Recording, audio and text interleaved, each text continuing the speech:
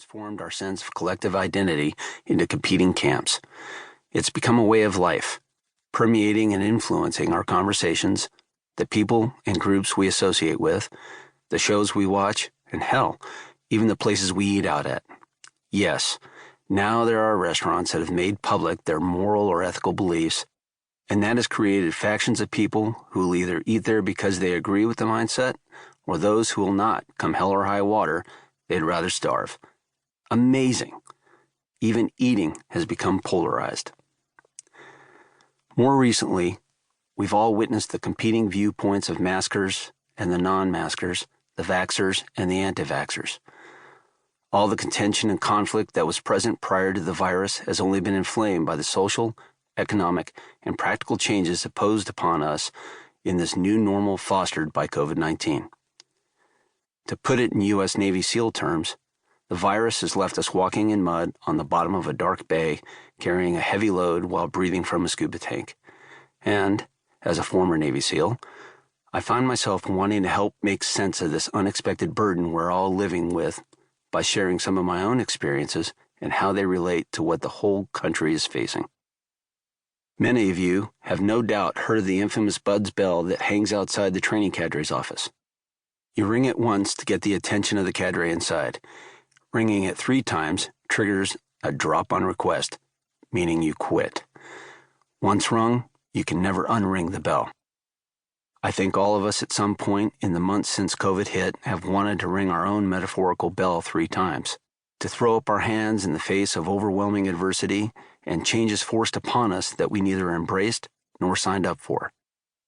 As much as anything, the mission statement for this book is to provide an alternative to ringing the bell when life piles on, if not because of COVID, then because of something else.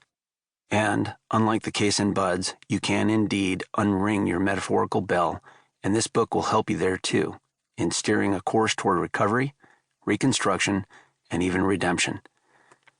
How do we get out of the figurative mud in which we find our feet mired, slogging along with every step a challenge? That's the question. For the answers, let's begin our journey to the other side. Introduction. To augment present naval capabilities in restricted waters and rivers with particular reference to the conduct and support of paramilitary operations, it is desirable to establish special operations teams as a separate component within Underwater Demolition Units 1 and 2. An appropriate cover name for such units is SEAL, being a contraction of Sea, Air, Land. Vice Admiral Wallace M. Beakley, Deputy Chief of Naval Operations, June 5, 1961. I wasn't born until 2 years after Vice Admiral Wallace Beakley uttered those words, and that would come to define my adult life. I loved every minute of being a Navy SEAL and served in Special Operations for 26 years, 14 of those with Naval Special Warfare Development Group.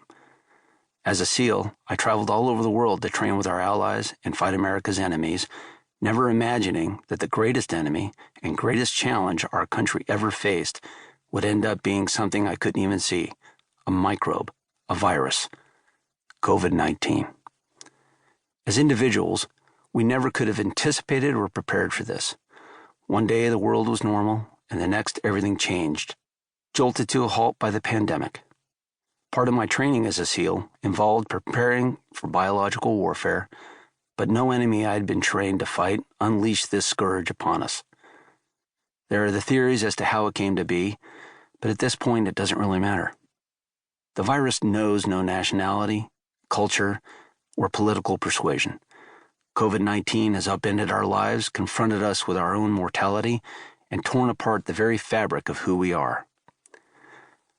Not being one to give in or give up, I found myself wanting to respond, not with bullets, but a keyboard. My job, my purpose as a Navy SEAL was to keep you safe from things that go bump in the night, from the monsters out there that are very real. COVID is a monster too. And if I can't keep you safe from it, maybe I can at least help you endure the new normal the pandemic has left in its wake, to foster a mindset of perseverance, of courage, of never giving up in the face of adversity, the bedrock principles of the Navy SEALs. First, a bit of perspective. In 1983, the Naval Special Warfare community